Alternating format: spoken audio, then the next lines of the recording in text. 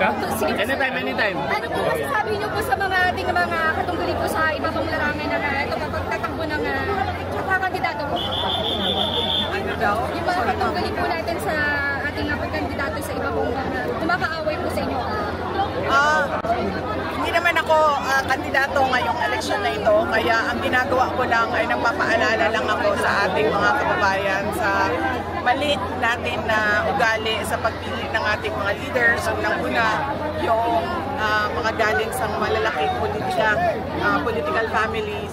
Pangalawa, yung pagbibigay natin ng ating pagkatao, no, para sa pera at para sa pagpili ng boto.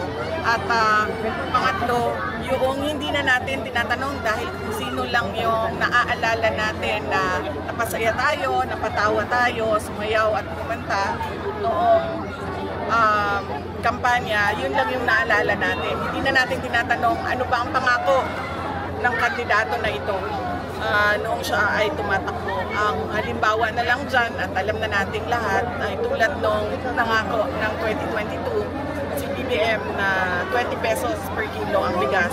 Nakalimutan ng 3 taon yon. Ngayon, may halala na naman, 20 pesos per kilo ang bigas na naman ang usapan at sinasabi ng administrasyon. So yun yung mga paalala ko.